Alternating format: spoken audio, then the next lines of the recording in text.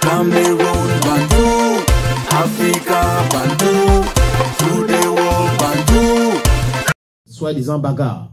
Voilà. Bagarre, on ne sait pas, parce que jusqu'ici, on n'a véritablement pas les images. Donc, possibilité de bagarre entre le président de la Fédération camerounaise de football, Samuel Eto'o, et le docteur Gilbert Banla. Bon, Gilbert Banla, que vous mettez ce que vous voulez dedans. D'accord, fils du président de la République. Fils entre guillemets du président de la République. C'est lui qui le dit. Oui. Oui. Bon, oui, parce que le président lui-même n'a jamais dit que c'est son fils. Donc, s'est-il passé à l'aéroport de Douala? Oui, à l'aéroport de Douala entre Samuel Eto'o, fils et Banla. Il semblerait que tout part du fait que Banla aurait accusé Samuel Eto'o de détourneur de fonds. Et puis, l'a harcelé, c'est-à-dire que dans un premier temps, il a commencé et puis Samuel Eto'o ne le gérait pas, comme on dit trivialement. Et donc, il a poursuivi. Et Samuel Eto'o, en ayant marre de ce que Banla soit en train de lui dire des choses qui semble-t-il ne sont pas vraies. Infondées. Voilà. Il a donc riposté en lui enseignant un coup de poing, une certaine chandelle qui a amené Banla au sol sous le regard des dirigeants de l'aéroport. De l'ADC.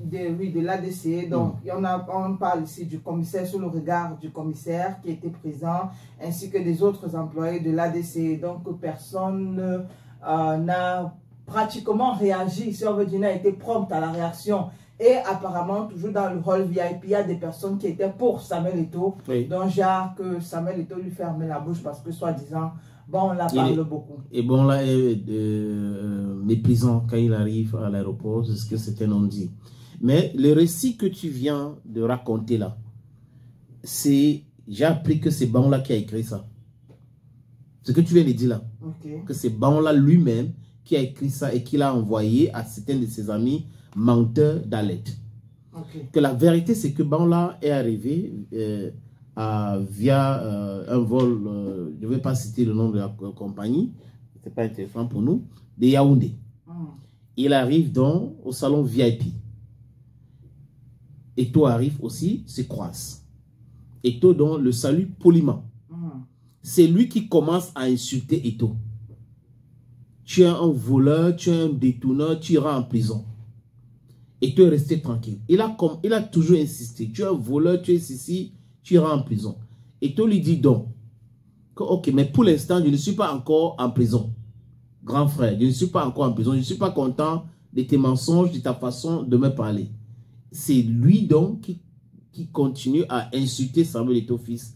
Et Eto'o lui a lancé, tu racontes du n'importe quoi. C'est toujours comme ça que tu dis que tu es le fils du président. Alors que tu n'es pas le fils du président. Pobia a 2 enfants, Junior et Brenda.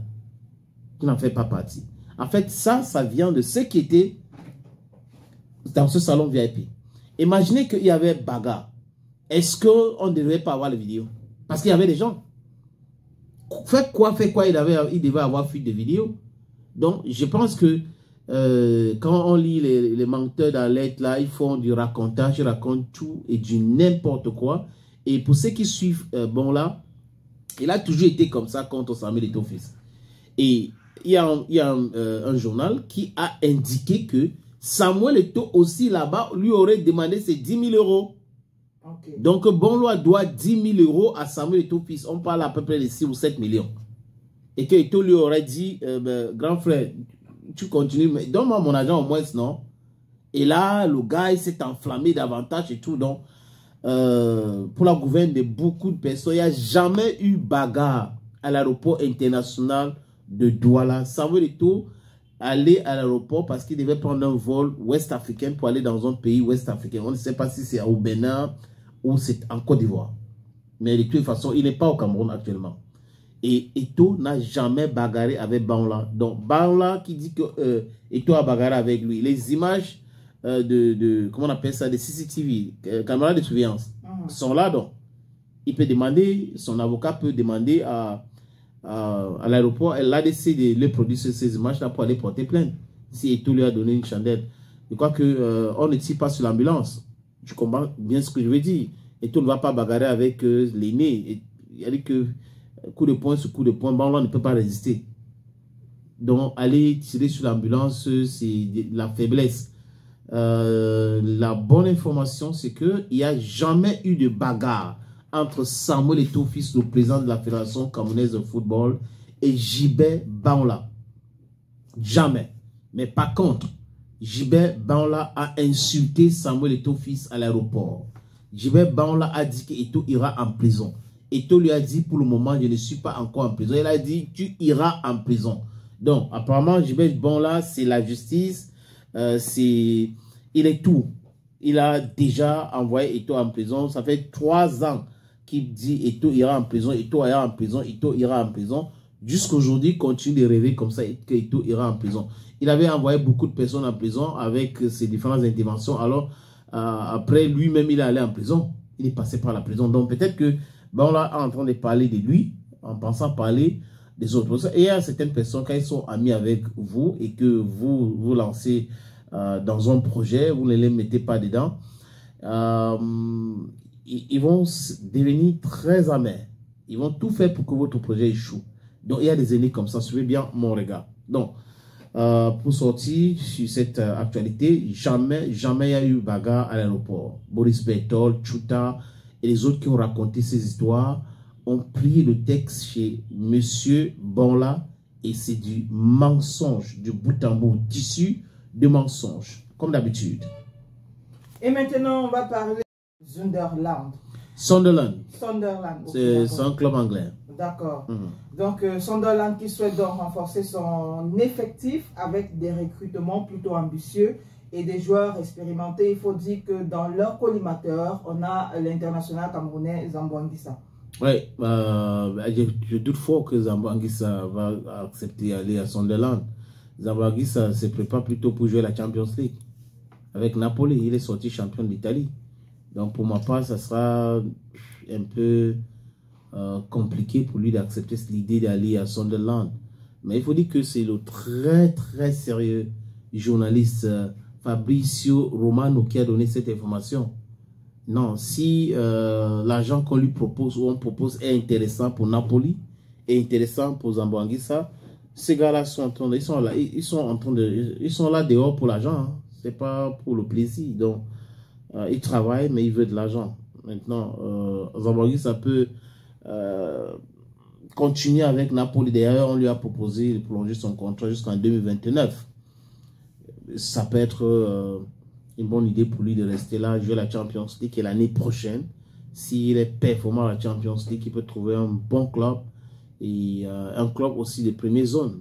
C'est aussi ça. Sunderland, oui, Sunderland, c'est un club anglais, mais bon. Tu comprends ce que je veux dire?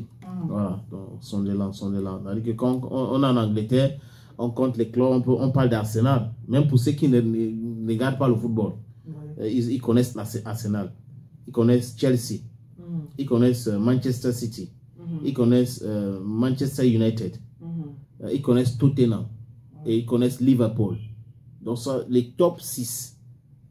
Maintenant, si en dehors de ce club-là, tu vas aller signer à Sunderland, parce qu'il y a le son là-bas et du LAN. Moi, je ne suis pas d'accord. Mais je ne suis pas le manager de Zambo Anguissa, ni je suis conseiller dans Zambo Anguissa. Qui est tout aussi performant. Voilà, on parle ici de Jean-Charles Castelletto, qui lui intéresserait le club qatari Al-Duhail. Al-Duhail, j'espère que j'ai bien prononcé. Non, il faut manger juste le gombo avant de prononcer ce nom. D'accord. Prends un peu de gombo. Surtout le gombo de la dernière fois. Hein. Et c'est la magie, c'est ma. D'accord. Ouais. Al-Duhail. Oui, c'est ça. Donc, pour rappel, peut-être, il faut dire que Nantes et Al Jazeera étaient déjà tombés d'accord par rapport à son transfert qui sera effectué, dont il passait la visite médicale hier. Mais ce club-là, ce club qatari Al-Duhail, s'est également intéressé à son dossier et donc il pourrait peut-être plus tard signer plutôt avec le club qatari. C'est une bonne chose pour lui parce qu'on a aujourd'hui beaucoup de Lions qui n'ont pas de club. Hein. Donc, trouver le club pour Castelletto, c'est une bonne chose. Vincent Aboubakar n'a pas de club. Karl Toko Ekambi n'a pas de club. Clinton J n'a pas de club. Fabrice Ondoa est sans club. Omar Gonzalez est sans club. On a aussi Jérôme Ongene qui n'a pas de club. On a Faye Collins qui n'a pas de club. On a Fabrice Olinga qui n'a pas de club. Donc, trouver un club à ce moment, c'est une bonne chose. Pour Castelletto, qui avait des petites difficultés à Nantes. Je veux dire que c'est la saison dernière, il jouait certains matchs, après c'était compliqué pour d'autres matchs et tout ça. Il était au banc, il s'est blessé entre-temps. Bon, la nouvelle destination, c'est l'Arabie Saoudite. Espérons que comme le Qatar, après la Coupe du Monde, ils ne vont pas lâcher l'affaire. Parce que l'Arabie Saoudite, le Qatar avait fait ça, recruter les joueurs avant son Coupe du Monde de 2022. Et juste après la Coupe du Monde, c'était bon. Le championnat, les gars ont dit, ok, on ne va pas investir comme on investissait là, comme ça, là, on arrête le truc. Bon, on dit nos encouragements à Jean-Charles Castelletto. La suite. Et maintenant, il compte désormais à son compteur 14 buts en 22 matchs. Eric Massim Chouko-Moting, c'est celui qui avait le ballon qui voulait tirer et Néo a coupé. Oui. Ah, ok. C'est lui. Il joue en Angleterre. Donc, 14 buts en 22 matchs, c'est désormais ses statistiques. Et beaucoup de personnes pensent qu'il mérite son retour en équipe nationale. Mais moi, je me suis posé beaucoup de questions dans d'autres podcasts, de savoir qu'est-ce qui explique le fait que le papa Justin Choupo-Moting n'attaque pas Marc Brice. Parce que à l'époque, quand c'était Samuel Rigobert-Song, il faisait beaucoup de sorties. Oh, on n'a pas invité. Oh, c'est parce qu'il y a un problème, parce que j'avais demandé ceci, j'avais demandé cela. Samuel Eto'o-Fils a dit que papa, c'est pas toi qui vas détruire mon travail. Le père de Choupo-Moting a dit cela. Maintenant, quand il finit de dire ça, et on recrute un nouveau entraîneur, le ministre avec ses amis bagarre pour contrôler la tanière, les vestiaires. Choupo-Moting arrive, il a joué, il a été convoqué par Marc Brice, je crois 2 ou 3 fois. En Angola, c'était la dernière convocation. On l'a mis au banc. Son père n'a pas fait une sortie. Il est parti. On ne l'a jamais convoqué. Et il commence à jouer à MLS, Major League Soccer.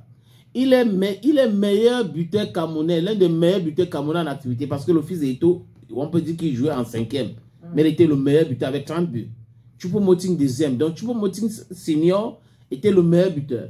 Et qu'est-ce qui expliquait le fait qu'on ne convoquait pas Choupo-Moting? On convoquait toujours Vincent Baka, qui est sans club, qui est en méfond total, mais il était toujours convoqué.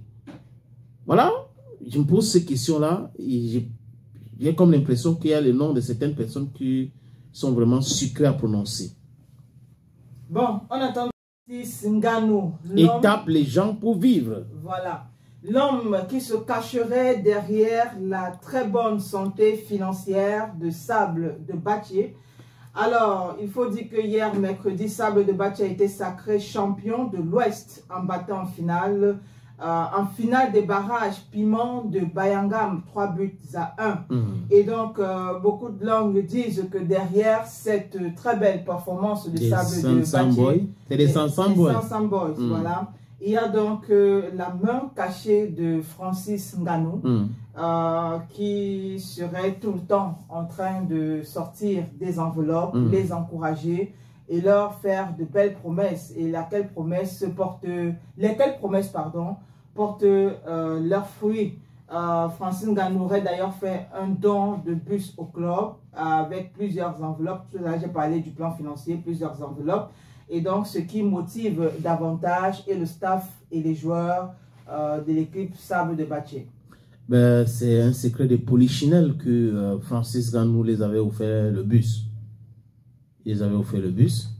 Et beaucoup de personnes savent. Il a assisté à beaucoup de matchs.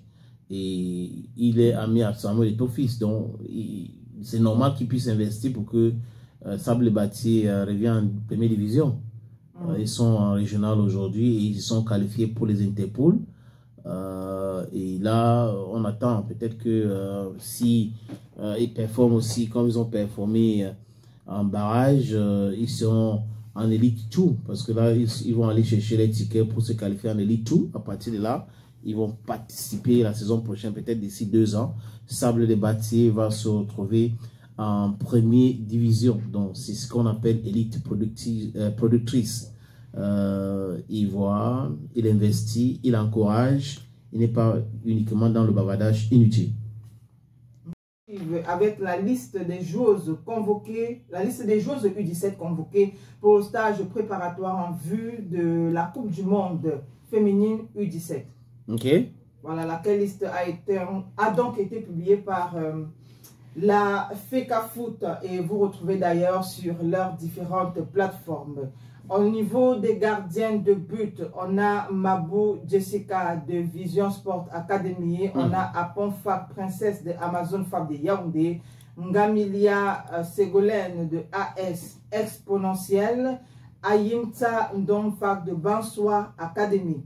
À la défense, on a les joueuses convoquées Aïssa Nkono Josepha de Petrichor, on a Wenjin de Ivana de Leke Football Fille, Makoudou Milena de Fauve Azur, Ngong Chelsea de AS Lifa, Ngassa Yolande Authentique Ladies FC de Douala, Mafor Claire Stéphanie de Eding FC Fille, on a Nzou Mundouga Anna de AS Lifa et Bot Vernel de Growing de Chang, Marol Presnel de Team Aigle. Au niveau du milieu de terrain, on a Mveu le mari de Vision Sport Academy, Mbouké Michel de Vision Sport Academy, Zoua Mylène Yolande de Leke Football Fille, Dossa Nima Sarah de Growing de Chang, Tefak Joyce de AJ Sac Club de Douala, Monendon Leisha de Amazon Fab de Yaoundé, et puis on a Sipping Joyce de EEFA. Tout à l'heure, j'ai dit II en anglais. Bon, ouais, c'est toujours la même chose, non? Tazanou Ange, Bansoa Academy, Sekem Mindie qui vient de Petrichor, Abiba Ousmane de Anafoot Nord, Zemba Manel de Vision Sport Academy, Ndebi Henriette de Vision Sport Academy, on a Tongo Koussa Divine de Éclair Football Fille de Sa, Chiwa Melon Lys Fresh de Leke Football Fille, Ngime et Bongé de AS Dibamba, Ivana de Zé Béatrice de Caïman Fille, et puis on a Mbowa Dika Lestesi de Petrichor, avec à leur tête Joseph Brian Doko. Et il faut dire qu'actuellement sur les 30 filles convoquées, 27 sont déjà présentes du côté de Yaoundé où elles vont commencer leur stage préparatoire dès aujourd'hui. Donc le coach attend les 3 autres. Exact. Qui vont arriver, peut-être qu'ils ont des soucis avec leur club, les dossiers autres, peut-être qu'ils sont en train de tout préparer pour arriver. Donc, on attend, les filles vont se préparer pour la Coupe du Monde qui va se dérouler du côté du Maroc. Exact. Du côté de la Côte d'Ivoire, où le président de la Fédération ivoirienne de football a parlé, il a parlé bien. Il dit ceci, que le champion de Côte d'Ivoire ne touche pas 25 millions, mais plutôt 50 millions. Répartis ainsi, 25 millions en fin de saison, puis 25 millions en début de saison. Je crois qu'au Cameroun, on parle de... C'est 48 millions, non? Côte d'Ivoire, c'est 50. Nous sommes le 3e pays de l'Afrique subsaharienne qui donne la subvention la plus élevée aux clubs locaux. C'était lors d'une conférence de presse que Idriss Diallo a fait cette déclaration. C'est une bonne chose d'accompagner les clubs, mais aussi d'encourager ceux qui ne sont pas des aventuriers qui viennent dans le football uniquement pour se sucrer, d'investir, parce que le football aussi c'est du business, et on voit l'échec ici que la Fédération ivoirienne de football a donné au stade, le club Stade Abidjan, 50 millions. Il y a un autre chèque que la Fédération a donné à SEC Mimosa, 25 millions de francs CFA. Je vois aussi 15 millions à l'Académie de football à Madou Diallo. Il y a aussi FC Saint Pedro qui a reçu 10 millions de francs CFA de main du président de la Fédération ivoirienne de football. de ce côté-là. Il n'y a pas l'ONIES qui empêche les clubs de jouer dans les stades qu'on a construits avec l'argent de contribuables. Par contre, chez nous au Cameroun, nous avons un structure qui a été créé par ceux qui détournent l'argent des contribuables, mais qui veut toujours donner des leçons aux autres, qui empêche que le football ou les footballeurs locaux jouent dans des stades construits par les contribuables camerounais dans des conditions professionnelles. Mais bon, un jour, ça va s'arrêter. Le jour où il y aura l'alternance, les gens vont penser autrement dans ce pays. Mais que concernant Benoît Ongwa, il faut dire que nous avons proposé à nos auditeurs, à nos téléspectateurs, à nos abonnés l'information concernant Benoît Ongwa et le secrétaire général Isaac Mandong Noué. Le secrétaire général de la Fédération camerounaise de football avait envoyé une correspondance à Benoît Ongwa d'être présent pour la passation. Et, il lui avait demandé de venir avec certains documents, alors que c'est le même secrétaire général qui a signé le certificat de travail de Benoît Ongwa. C'est le même qui avait dit que le gars est parti sans... il n'a rien à sa position qui appartient à la Fédération camerounaise de football. Et on se posait la question, Isaac a-t-il un problème avec Benoît Ongwa? Pourquoi est-ce que lui, il gère la fédération de cette façon? On a le droit de se poser beaucoup de questions concernant la gestion de tous les jours de la fédération par ce secrétaire général qui écrit, qui se contredisent, qui dit un truc aujourd'hui, demain il va dire le contraire. Et on apprend donc que Benoît Ongwa est en train de demander 2,5 millions de salaire. Maintenant, Benoît Ongwa démissionne, il demande un certificat de travail et il vient demander qu'on lui donne son salaire. Je ne comprends pas. J'aimerais discuter avec Benoît Ongwa pour comprendre parce que c'est un peu complexe. Tu démissionnes, toi-même, tu as démissionné. Tu es parti. Tu as écrit une correspondance en demandant qu'on te donne le certificat de travail. Tu as insisté. On t'a donné. On te demande de venir pour une passation. Tu dis que non. C'est vrai, je le comprends. Il n'a pas besoin d'être là. La FECAFO peut recruter qui elle veut. Maintenant, venez insister encore avec l'avocat pour dire que on me doit 2,5 millions, il faut qu'on donne mon salaire avant que je n'ai pas de tout. On devrait me donner 2,5 millions. Bon, Benoît Ongwa, qui est derrière toi? Je pose juste une simple question. Qui est derrière toi, Benoît Ongwa? Voilà.